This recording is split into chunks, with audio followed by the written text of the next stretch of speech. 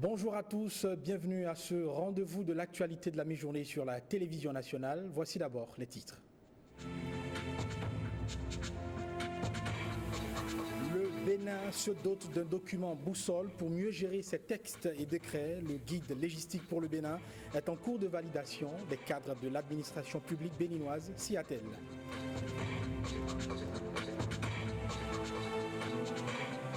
Elles franchissent des zones professionnelles autrefois à chasse gardée des hommes. Les femmes s'illustrent de plus en plus dans des métiers dits d'hommes. Ces femmes, vous les découvrirez dans ce journal.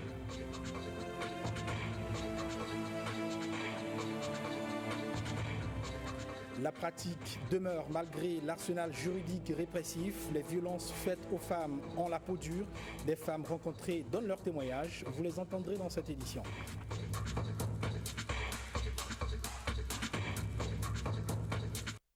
Voilà donc pour les titres. Bonjour et bienvenue dans ce 13h.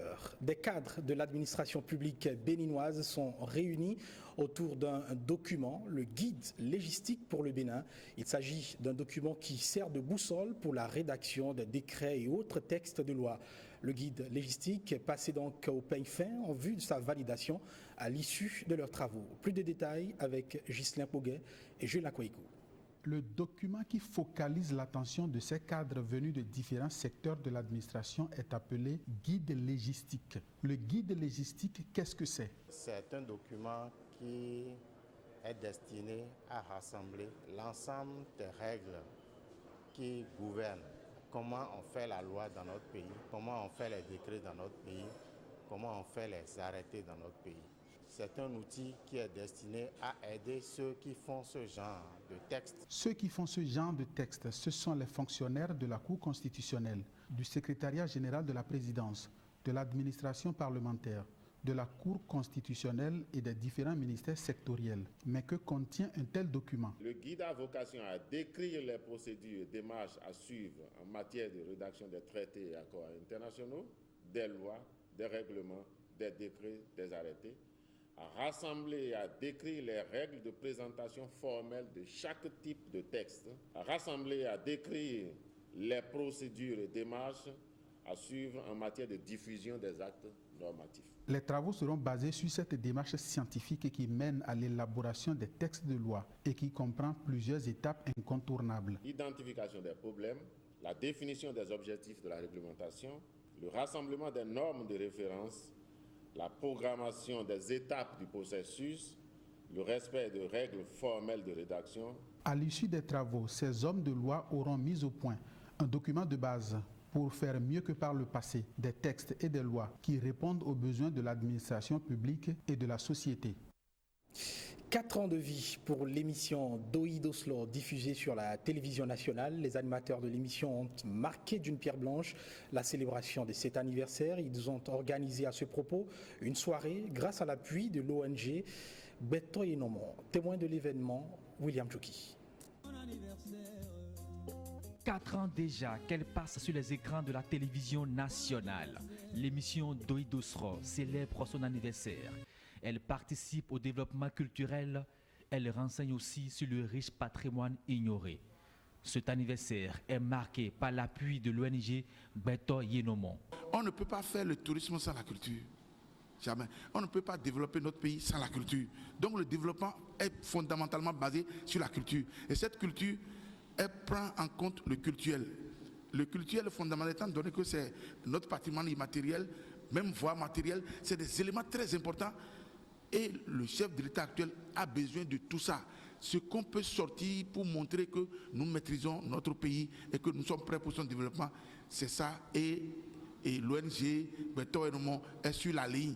Pour sa 4e bougie, Doi Doslo a décidé de primer certaines initiatives innovantes. Je suis très émue. Ce trophée démontre le travail que je fais déjà dans la couture et vient m'inciter à en faire plus. Je ne vais que leur faire des prières. Ce genre d'initiative ne sera pas la dernière. Pour les prochaines fois, les participants seront plus nombreux. Cette célébration a connu aussi la présence de plusieurs artistes. Rendez-vous l'année prochaine pour l'an 5 de l'émission Doi Doslo.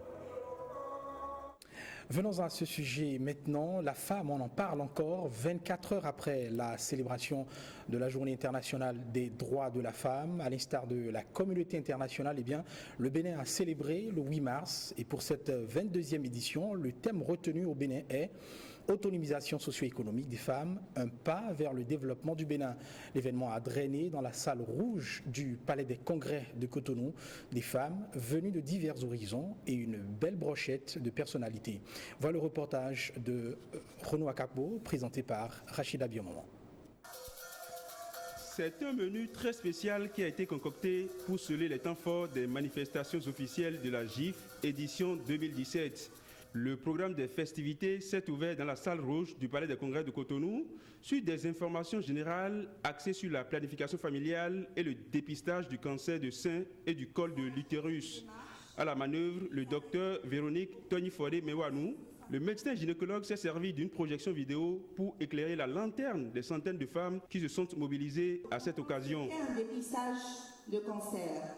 Elles ont renoncé à une célébration pompeuse et au port de l'uniforme pour cette édition, et c'est justement pour mieux réfléchir à leurs conditions de vie et surtout remettre au goût du jour les questions essentielles. C'est en droite ligne de cette nouvelle option que le professeur Vicença Bokor a basé sa communication sur le thème de la présente édition. Autonomiser toutes les femmes et les filles.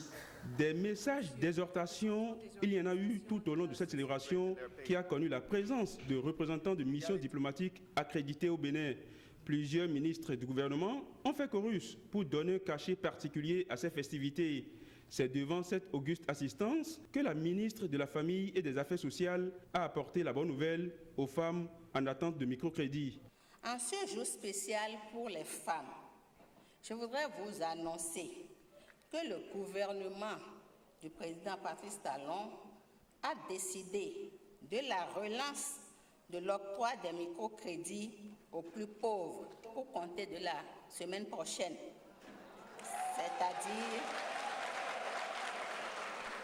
la semaine du 13 au 17 mars 2017, malgré les difficultés rencontrées par le passé dans la gestion de ces crédits. Ce pour marquer sa volonté à œuvrer véritablement à l'autonomisation socio-économique des femmes. Cette édition se veut originale parce qu'elle est célébrée dans la sobriété et sera plutôt marquée, comme vous le constatez, par des activités ludiques, intellectuelles et sanitaires, à savoir le lancement du projet Vikanhiho de lutte contre le mariage forcé et précoce des enfants, financé par l'ambassade des États-Unis. Le lancement de la campagne de dépistage du cancer du sein et du col de l'utérus. L'exposition de différents articles et ouvrages relatifs aux femmes. Des communications, des panels qui porteront aussi bien sur la thématique internationale que sur les thématiques en lien avec les réalités du Bénin. Et la visite aux femmes incarcérées dans les prisons. De sa genèse à sa célébration à travers le monde, la GIF alterne les éditions pour la promotion des droits de la femme.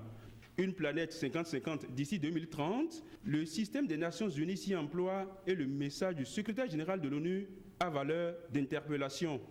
Le thème choisi cette année pour la célébration de la Journée internationale de la femme s'intitule « Les femmes dans un monde de travail en évolution, une planète 50-50 d'ici à 2030 ». Ceci est en phase avec le thème national sur l'autonomisation socio-économique de la femme, un pas vers le développement au Bénin. Ce thème nous interpelle sur le niveau de respect des droits des femmes dans tous les secteurs.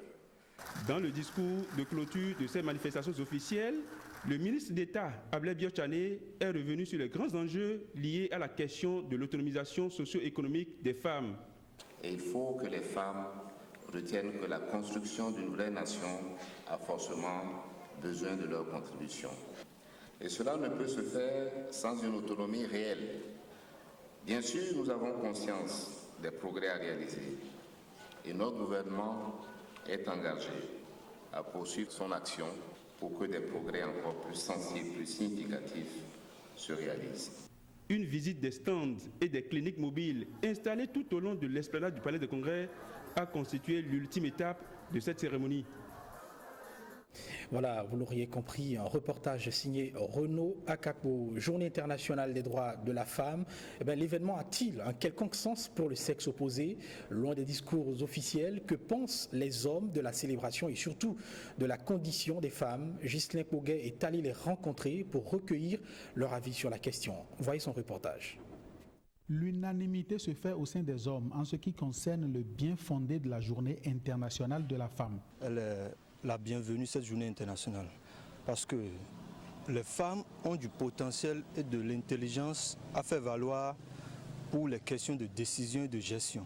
C'est un événement très important. Elles sont nos mères, donc c'est normal qu'on choisisse une journée pour célébrer cette femme. Il pense que les choses doivent être réorientées en ce qui concerne l'autonomisation socio-économique de la femme. Elle pense que ce n'est pas des tests adaptés à l'Assemblée par-ci par-là qu'on va lui donner une liberté quelconque. Il ne sert à rien de dire tout le temps que la femme a un rôle à jouer sans que nous ne remarquions l'impact de ce rôle dans la société. Alors les femmes doivent se battre chaque jour plutôt que d'attendre le 8 mars pour dire qu'elles ont le droit. Les femmes seront respectées si nous avons beaucoup qui deviennent des femmes d'affaires et qui tiennent des parts entières de l'économie réellement et qui commencent par utiliser des employés de tout genre, des hommes de plus en plus. La femme aura plus de respect. Le reste, ce n'est que seulement. Et ce n'est pas tout. Là où le bas blesse, c'est souvent que les femmes mettent le prétexte du travail devant et se livrent à d'autres activités dont je ne veux pas parler ici. Rares sont les hommes aujourd'hui qui accepteront de voir leurs femmes entrer à des heures tardives. Si une femme quitte la maison à 7h et rentre à 22h, quel regard elle aura sur l'éducation de ses enfants? Je viens à la maison, je constate que ma femme n'est jamais à la maison, elle vient à 23h. Franchement, je ne serais pas d'accord. L'émancipation de la femme, ce n'est pas synonyme de l'anarchie, ni de débauche. D'accord pour les qualités exceptionnelles de la femme, d'accord pour l'autonomisation de la gente féminine, mais une femme présidente de la République? Ça me plaît bien de voir la femme présidente de la République, mais c'est un peu bizarre, quoi. Le chemin est encore long jusqu'à un monde 50-50. Ça au moins c'est sûr.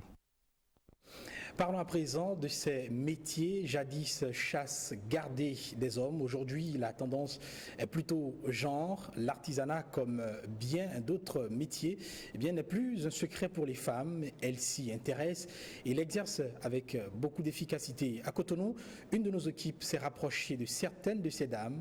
Incursion dans l'univers professionnel de quelques-unes d'entre elles avec Koudous Abdoulaye, Wenceslas Awanimon et Précieuse Akwehono. Geste de routine. Rien n'échappe à cet agent de sécurité. Le site est sous la garde de 3 femmes qui y travaillent minutieusement. Notre boulot n'est pas facile. Je suis une femme mariée, j'ai des enfants que je laisse auprès de ma mère avant de venir au boulot. Je prends service à 7h, des fois tu rentres à 19h30, à 20h. Sa jeune collègue, encore célibataire, après plusieurs tentatives sans succès au baccalauréat, a dû convaincre ses parents pour se lancer dans cette profession d'agent de sécurité. Mes parents n'ont pas accepté de faire la sécurité, mais j'ai dit, papa, je n'ai pas le choix. Je ne peux pas chaque fois dire, je suis assez grande, je ne peux pas chaque fois dire que tu vas subvenir à mes besoins et autres. Et ça, j'ai décidé à faire la sécurité. Les femmes qui sont à la maison, je les informe de chercher à faire quelque chose comme moi pour que la famille soit bien. Parce que quand tu attends l'homme seul, ta famille, il ne peut pas avoir la paix dans la famille.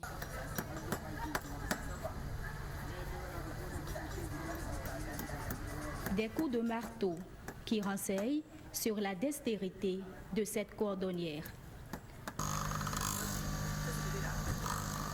Après son diplôme en marketing et action commerciale, Esther renforce ses connaissances acquises en cordonnerie auprès de son père et exerce aujourd'hui en professionnelle. Je fais les réparations, peu importe le problème, peu importe ce service-là qu'il y a ou bien cette préoccupation-là que vous avez par rapport à votre chaussure, à votre sac, ceinture ou tout objet en cuir ou semi-cuir. Donc peu importe la réparation, je suis là. Et de deux, je suis aussi dans les fabrications. Bon, on a déjà quelques-unes de nos modèles propres à nous, propres à moi. Et c'est pas du copier-coller. Parfois, on essaie d'imiter les tendances, mais on fabrique aussi. Très affairée, cette artisane est en pleine fabrication d'un ustensile de cuisine. Depuis près de 3 décennies, Florence exerce cette activité avec les moyens de bord. Son souhait est de renforcer sa technique et surtout recevoir le soutien des autorités. Oui, depuis que j'ai commencé ce métier, les autorités viennent me prendre, ils viennent me filmer tous les jours. J'allais à la ORTB, tout, mais pourtant, je ne vois rien. Donc, j'ai besoin des autorités qui viennent m'aider. Il n'y a pas de sous-métier. N'importe quel travail que vous aimez et vous commencez par le faire, ça va vous arriver à faire quelque chose dans votre vie.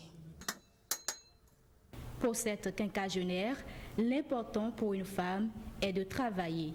Son épanouissement en dépend.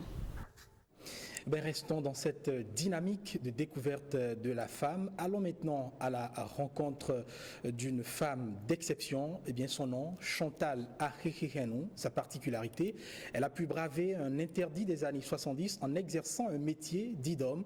Sa spécialité, la tôlerie, et cela sur instruction de son père à l'époque. Je vous emmène faire une visite guidée dans les méandres d'un métier aux allures masculines, mais exercé par une femme, avec William Choki. Un garage de la mécanique auto, tôlerie, soudure et électricité. Un garage où l'on repart toutes les marques de véhicules, comme l'indique l'enseigne. Un garage appartenant à une femme, mère d'enfants et femme au foyer. La voici, dans son accoutrement et en pleine activité. Chantal Ahehehenou Yedo, c'est son nom, a démarré son apprentissage en 1975. Un métier à elle imposé par son père. Oui, il m'a imposé à l'époque de faire ce métier parce que lui-même, il fut un garagiste. Il était le directeur du garage Sénarève. Et il m'a imposé de faire ce travail comme lui. Et c'était horrible, difficile. Personne ne sait que si je peux réussir dans ma vie. Et tout le monde parlait comment une fille peut faire ce travail. Après 6 ans d'apprentissage, elle a bénéficié d'une formation de perfectionnement en France.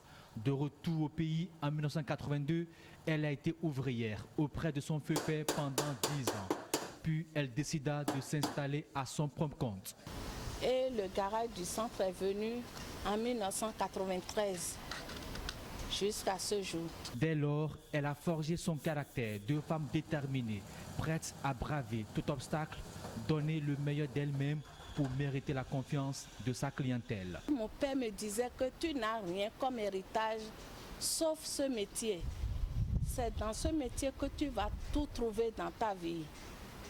Vaut mieux d'apprendre et être rigoureuse en ça pour devenir quelque chose demain.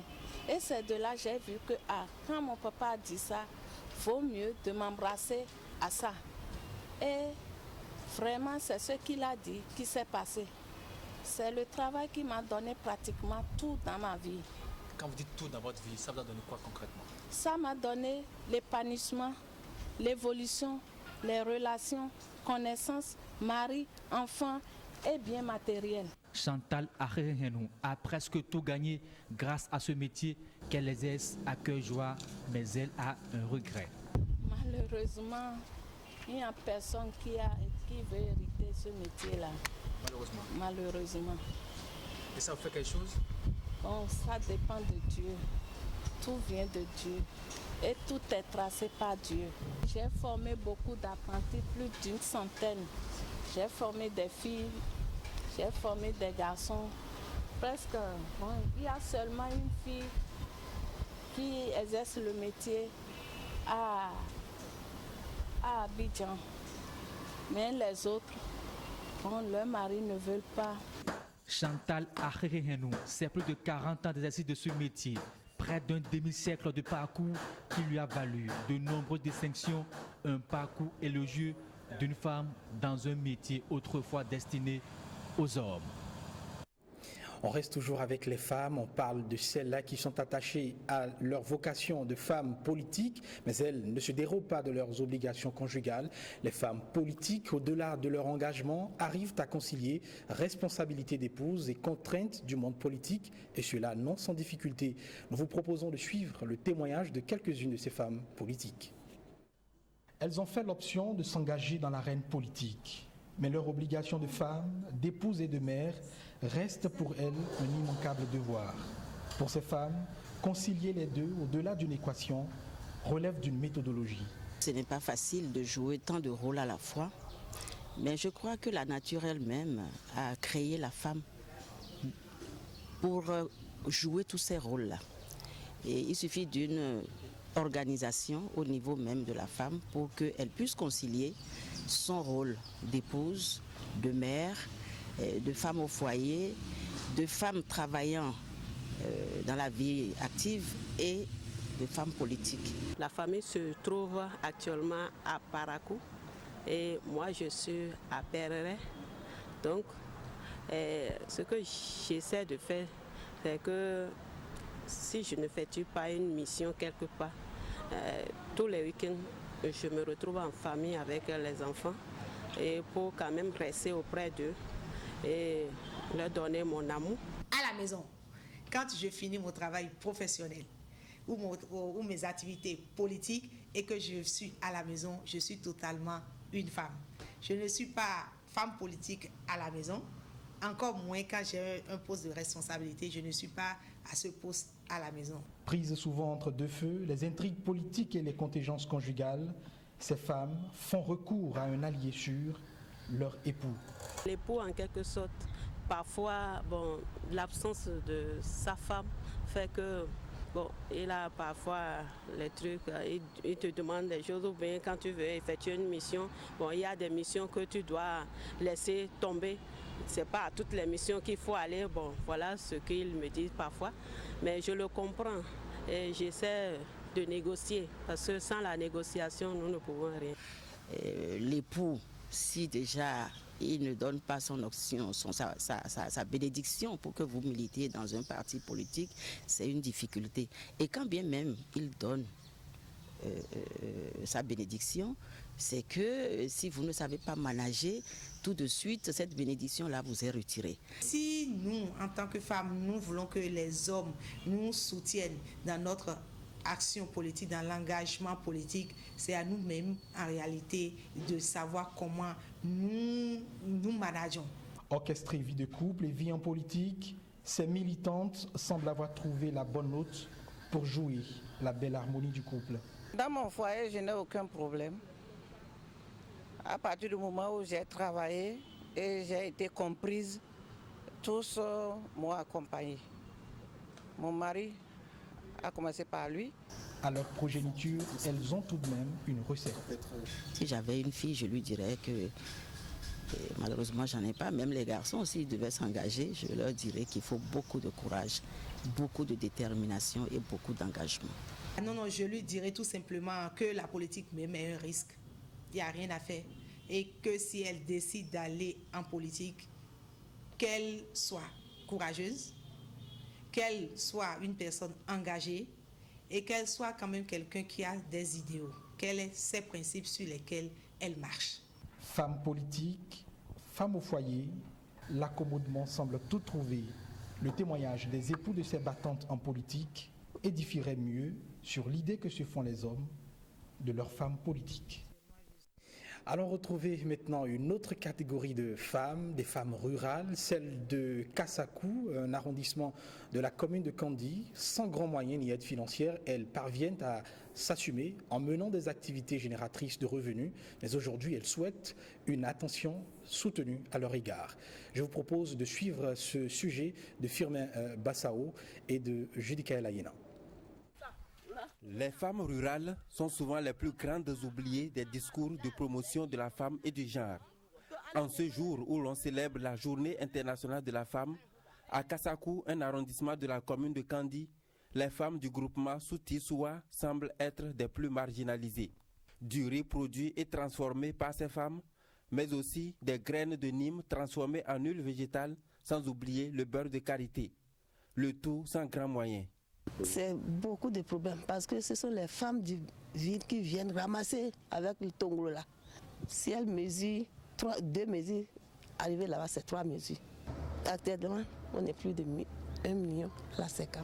Et si leur enfant est malade, elle peut emprunter, après elle rembourse avec les champs. C'est de ça qu'on fait les prêts. Nous souhaitons qu'on nous donne des matériels. Par exemple, pour faire la décortiqueuse, il faut aller jusqu'à Kandi. Vous avez vu, nous avons trouvé un magasin. Il faut un bureau aussi. À l'instar des femmes du groupement Souti-Soua, elles sont nombreuses, ces associations de femmes de Kassakou à s'adonner aux activités génératrices de revenus. Une prouesse qui donne aux hommes de ce village un motif de satisfaction. Seulement la femme en elle-même, elles ne sont pas solidaires. Si le jour la femme va comprendre qu'elle doit être solidaire en elle-même, je pense que le monde va bouger. Mais le constat, c'est qu'au niveau même des prises de décision, là nous confions la direction aux femmes. À ma connaissance, je vois que c'est mieux géré. Aujourd'hui encore, les femmes occupent principalement des emplois qui sont moins rémunérés. Elles gagnent moins d'argent que les hommes, alors même que repose sur leurs épaules le lourd fardeau. Les journées internationales de la femme célébrées chaque 8 mars pourront aider peut-être à renverser cette tendance. Eh bien, la vie de femme n'est toujours pas rose. Les violences faites aux femmes sont un fléau à la peau dure. Elles persistent malgré les sensibilisations qui visent à les décourager. Le phénomène semble avoir du chemin jusqu'à son épilogue, mais le cadre répressif existe, alors que prévoit la loi en matière de sanctions. Quel suivi pour accompagner les victimes? Éléments de réponse dans ce reportage de Précieuse Akwekonou, Donatien Falola. La violence faite aux femmes, je pense que ce n'est pas une bonne chose. Mais il y a d'autres femmes qui ont leur caractère. Je n'ai jamais été victime de violence. J'ai toujours été respectée. Avec mon époux, moi, c'est le dialogue. Le sourire franc, affiché sur ces visages, cache pourtant une réalité. Et l'Organisation mondiale de la santé rapporte qu'une femme sur 3 en serait victime. Les violences. L'inceste, l'incitation des mineurs à la débauche et même les pratiques traditionnelles préjudiciables aux femmes sont considérées désormais comme des violences faites aux femmes. Je pense aux interdits alimentaires par exemple. On peut également relever à justice les violences économiques. Les femmes qu'on empêche d'avoir une activité économique génératrice de revenus pour s'épanouir. Nous rencontrons également les violences patrimoniales. Les violences sont partout présentes. Les exemples sont légion et prennent parfois des allures barbares. C'est souvent brûler. Brûler une femme, c'est déjà arrivé, cette année en tout cas, c'est déjà arrivé 2 fois. Il y en a une qui a été brûlée par son mari, son fiancé, et qui en est décédé. Il y a aussi le cas d'une femme enceinte et dont le mari a jeté quelque chose d'inflammable sur elle, je ne sais plus si c'est de l'essence ou quelque chose comme ça, et a mis le feu. Conséquence, c'est des femmes introverties, victimes de troubles psychiques ou d'infirmités. Mais aujourd'hui, les bourreaux sont recherchés et punis par la loi. L'auteur d'une infraction, d'une violence faite sur une femme peut se retrouver en prison. Il sera condamné à réparer le préjudice souffert, donc les dommages, ce que nous appelons les dommages et intérêts, il sera condamné donc à réparer le dommage et il pourra également être condamné à verser dans les caisses de l'État les amendes qui seront prononcées contre lui pour avoir transgressé la loi pénale. Les peines encourues peuvent varier de 1 jusqu'à 10 ans et les amendes, je crois, de 200 000 jusqu'à 25 millions. Les ONG intensifient la lutte. C'est toute une chaîne qui est prévue pour la prise en charge des victimes de violences. Dans ces centres, on a des médecins, on a des sages-femmes, on a des infirmières, on a des assistantes sociales. on a un représentant de l'Office central de protection des mineurs qui s'occupe également de la famille et qui est spécialisé dans les cas d'infraction relatifs aux violences basées sur le genre, qui ont un représentant qui est sur place. Et nous avons également les deuxièmes substituts du procureur des tribunaux de première instance de Cotonou, d'Abomey et de Parakou, qui sont là également pour recevoir les plaintes. Donc vraiment, quand la victime arrive, elle passe par toute cette chaîne d'intervenants. Zéro violence contre les femmes, c'est le résultat escompté. Voilà, ce sera tout pour cette édition. Merci de l'avoir suivi. Bel après-midi à chacun et à tous.